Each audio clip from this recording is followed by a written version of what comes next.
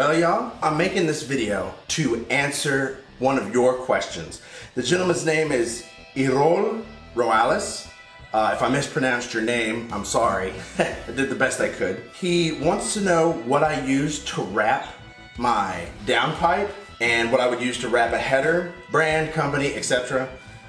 So I thought that it would be a really good opportunity to show you guys all of the heat barrier products that I use, because I don't only just use exhaust wrap. So I'm gonna just show y'all all the products I use, and I'm gonna show you how I go about wrapping a header. So just to let you know, to answer your question, the company that I use for exhaust wrap is DEI, and I prefer to use the titanium exhaust wrap. It's made out of pulverized lava rocks. But when it comes to wrapping your header or your downpipe or the straight run of exhaust, whatever you want to wrap, you have two options. You have fiberglass, and then you have this titanium pulverized lava rock. They both work really well. The only real big difference is how you apply them. So the fiberglass wrap, you have to soak in water. You soak it in water to make it more pliable. I highly advise wearing gloves because it is made of fiberglass, and if you've ever handled fiberglass, it itches like, oh, you just want to peel your skin off. It sucks. But with your fiberglass wrap, you generally have a multitude of colors to pick from. Now, the only downside about the process in which you actually apply it, soaking it in water, the color will run off of it. After you wrap it and it dries on the header or downpipe, you're supposed to use a silicone sealing spray. The actual pulverized lava rock, whenever you heat cycle it onto the part, it hardens into a shell, so it doesn't need to have a silicone sealing spray put on it. The next product that I use, you've probably seen it on the tin top with the turbo, are these spark plug boot covers. They make them in fiberglass of multiple different colors, and they make them in this titanium. These, you don't have to soak in water. You just slide them over your spark plug. One end is bigger than the other, and it just slides on the boot. That smaller diameter, it prevents the boot from going all the way through, and then you just put it on your spark plug, and then you're done. The next product is actually made by DEI as well, and it is a protector sleeve.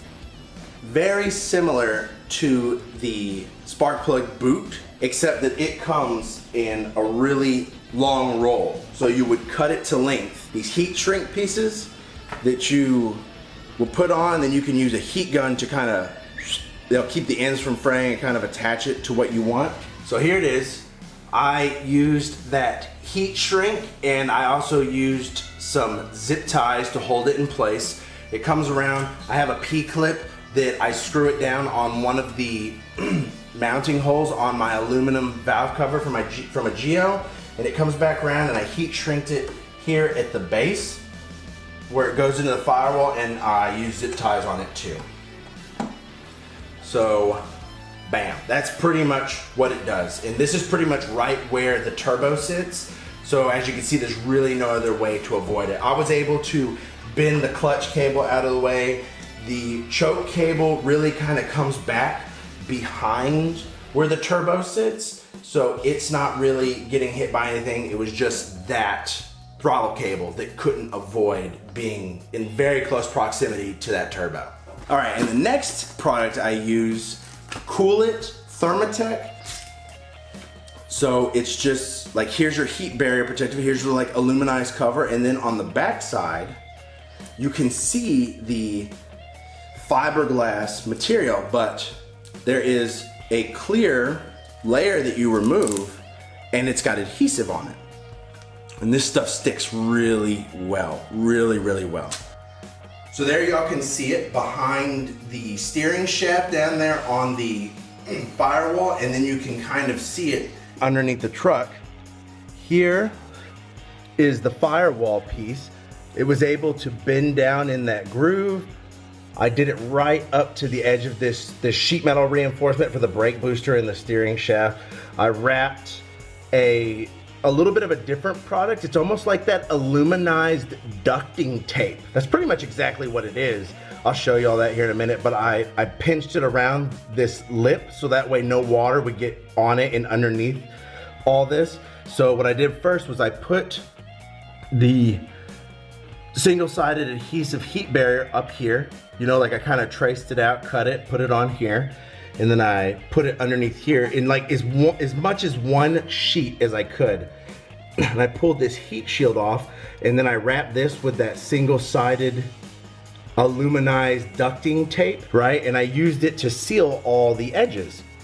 And this did a really good job of dropping the temperature. This is normally where the stock catalytic converter goes. That's why this heat shield's here. Well, this heat shield wasn't doing much of anything. So underneath, all the way underneath. And then here is all the way in the back where the muffler is. As you can see, I took that heat shield down as well, and I did the same thing. So it bends and it conforms. I actually even, underneath this kind of reinforcement where the body mount sits to the frame, I tucked it up underneath even. Like I cut little slits and ran it underneath. And then I used that tape to kind of use as like a sealer, like for the edges, you know? So here is that tape that I was telling you about. This is actually like the brand Thermatech tape. One side's aluminized, the other side is just this white backing that you can peel off. This stuff was expensive, like very surprising for, you know, the auto. I mean, all this heat barrier stuff is expensive, I'm not gonna lie. But this tape was really expensive for what it is, right? And I didn't even think about it when I bought it. I just kind of like, oh, I'm gonna buy this. Well, now that duct tape that I was telling you about, not duct tape. So I said like the same thing, right?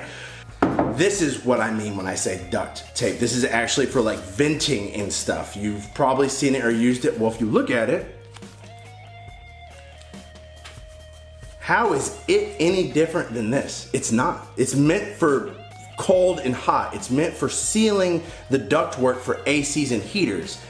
This roll was expensive, but look, it's like an entire roll that's a lot thicker than this and bigger. This was cheaper than this. Just to let y'all know, you can go to the hardware store, you can pick up this stuff for sealing the edges. It's really good because it kind of gets around the pinch welds. I used it for sealing the edges so water wouldn't get underneath there.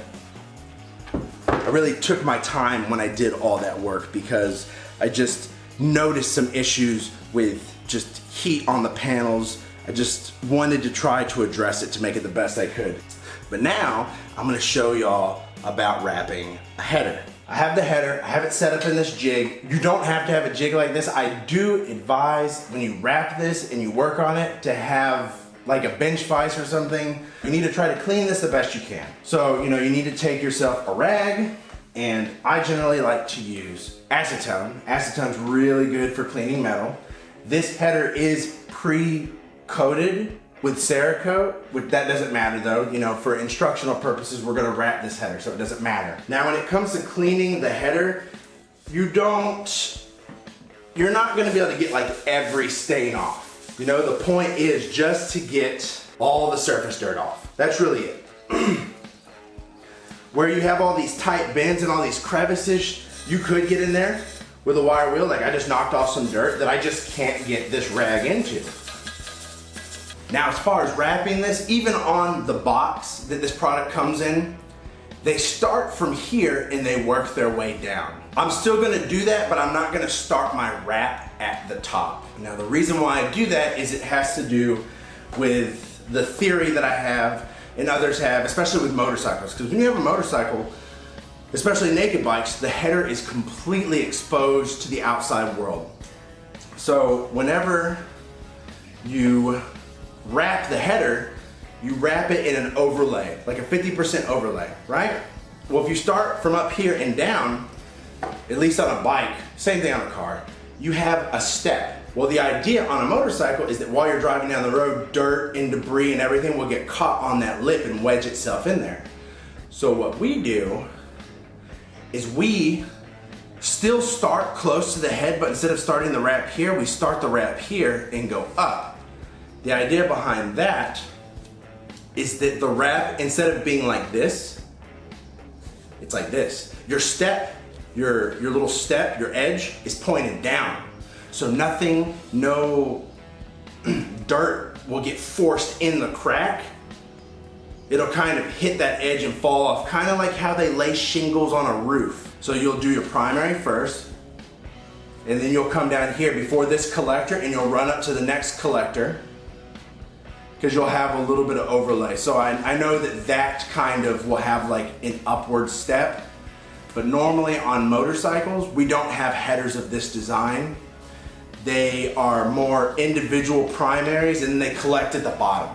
They don't do like this tri-Y, which is designed for more torque. Now, I don't ever cut these just like linked out, just because in the past I have tried to conserve as much as I can, because you're gonna do like a 50% overlap, you know, so you're gonna start the wrap and then you're gonna go 50, you're gonna do like 1 inch and you're gonna do the next wrap, so on and so forth. I never knew how much, you know, wrap I was gonna need. I've never just like done the calculation for how much wrap, you know, goes so far. So unfortunately, I've always just run this thing out. Make sure you have some scissors, some good sharp scissors. I like the titanium coated ones for this anyways. It doesn't matter which way you pull the wrap. That's not gonna make a difference. It's kind of just however you can get it in there. So I like to go in there a little bit. I like to push it in a little bit underneath, so that way I have more of a bite when I pull on it, because this base section, I do not use any sort of hose clamp or anything to secure it. Not here at the base. I actually just use the weave itself, pulling on itself to anchor it. So I kind of just got it in there, and now I yank on it, and you see, look at that. It's anchored down. It's wrapped around on itself, and it's bitten down. That's how I do the bottom. So that way I don't have all these hose clamps that you can use, which I don't even use hose clamps. I'll show you what I use here in a minute. So you want to kind of go one complete wrap in the initial beginning, which is what I have. This is where the wrap started. It's right here. And then it went around one complete time. So now I'm going to start my 50% kind of overlay right there. So this is the part that sucks. You pretty much have to undo. This is how I do it. If you want to cut the length shorter, be my guest. There's nothing wrong with that. I just do it like this. I take the end and I put some tape on it so it won't unravel, because you are going to be handling the hell out of this end. I mean, every single time you loop it through, you're gonna do that. But like I said, you don't have to do it this way. I just do this to conserve material. In the comments, if you know a measurement, like, oh, you know, if you're gonna run a foot, if you're gonna wrap a foot, you need 4 feet of exhaust wrap to do this job. You know, there's somebody out there that knows that piece of information. By all means, share it. There's kind of this step right here where the end of the bottom is underneath and it's meeting with the top. Now I just follow that same edge. So, and your first tube is always like the crummiest, because you have to pull all 50 foot through. But you'll wrap it around and then you'll pull it tight. You'll get it nice and tight. And then you can hold it with one hand and you can feed it through the other. Also, the other reason you want to put the header or downpipe or section of pipe in a vise, because how could you do what I'm doing right now if you had to hold the header too at the same time? Even if it was shorter, I don't know how you would do it. You know, and then just pretty much just every so little bit, just kind of give it a twist. Make sure you're still tight. We're gonna come through.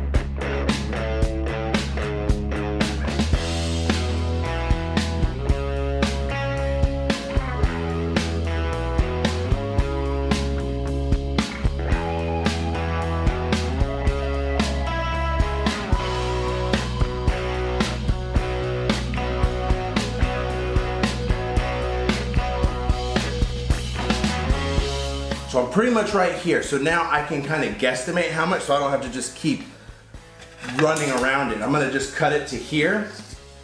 Just give myself some slack. So that way I don't have to jack with this anymore. And now I'm gonna wrap around this primary like one good time. Now, once you've wrapped it around, at least like one good time, you don't have to go several times. The nice thing about cutting this length is, what I like to do is I like to fold this edge back underneath so you don't see all the little frillies. And then I like to clamp it down. The nice thing about this being off the vehicle and having a device is you don't have to have this edge at the top where everybody's gonna see it, right? So you have access to the bottom of the header, so let's put it underneath the header where nobody's gonna see it. So we'll kind of guesstimate where to cut it.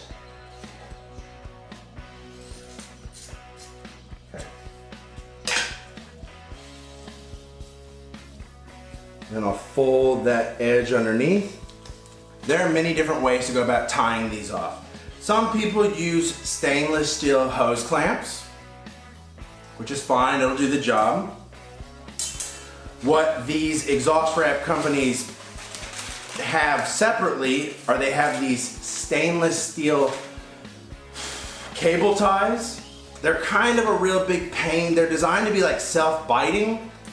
So you take the end and you feed it through here and it self-bites. So then you gotta grab on the edge of this with a pair of pliers, and then you have to hold this edge with like a flathead screwdriver and just pull and pull and pull and pull and pull. I've broken these like not knowing, like, is it tight enough? Is it not tight enough? Is it gonna hold? I've had them break on the car from the heat of the exhaust. Now the thing that I use, stainless steel lock wire, because you can't see it very well.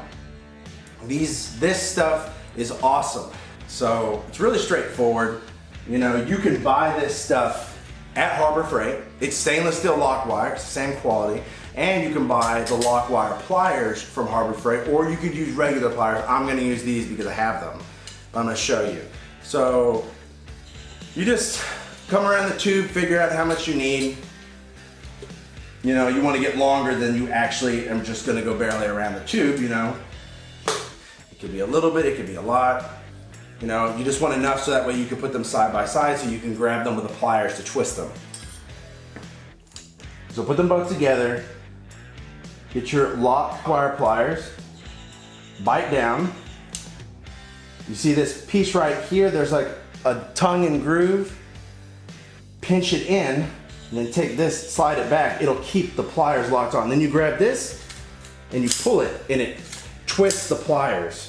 Just to let y'all know, you can go too much and you can snap this lock wire. You'll break it, you'll tighten it so much.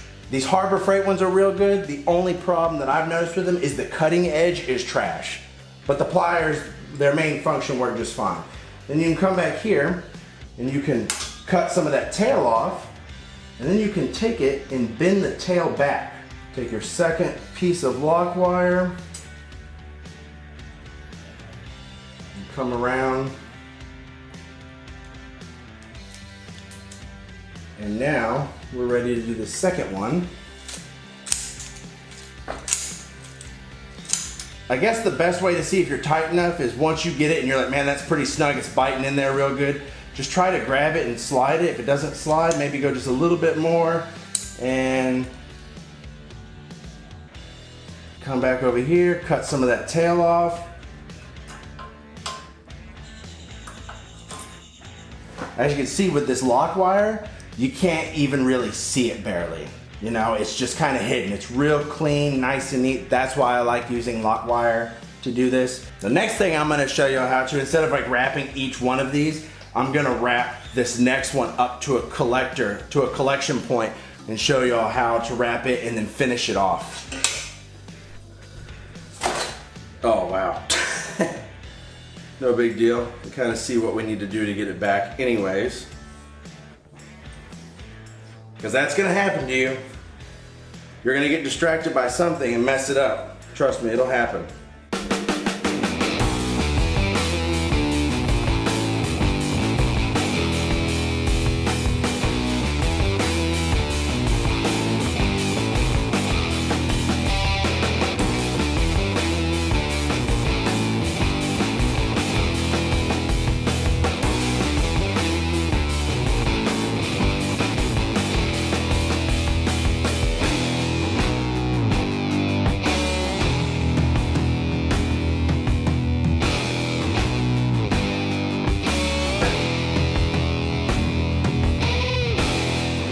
Here we're getting to this oxygen sensor, or you could use it for an air-fuel ratio gauge.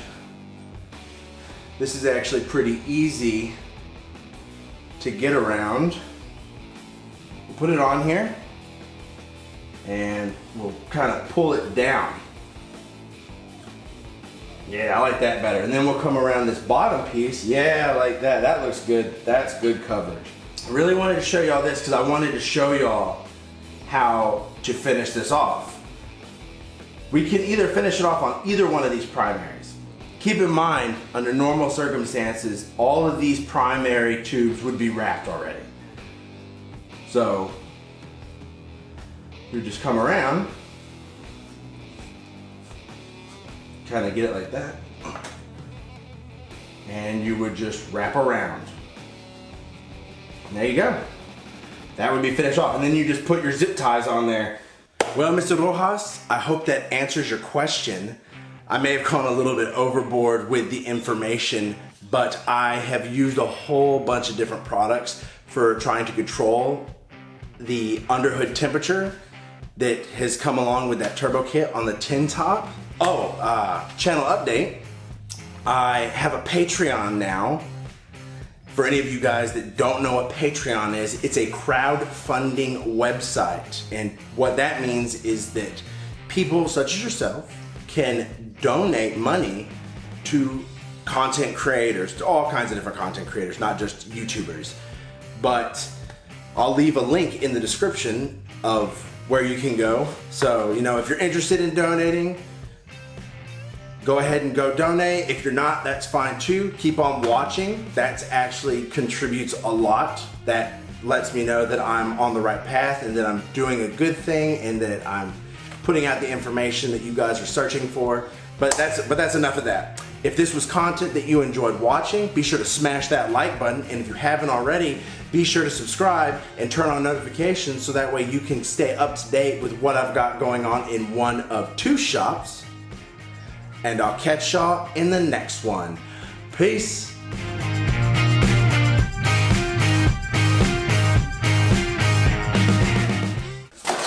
Oh, wow. Nice. Blooper action.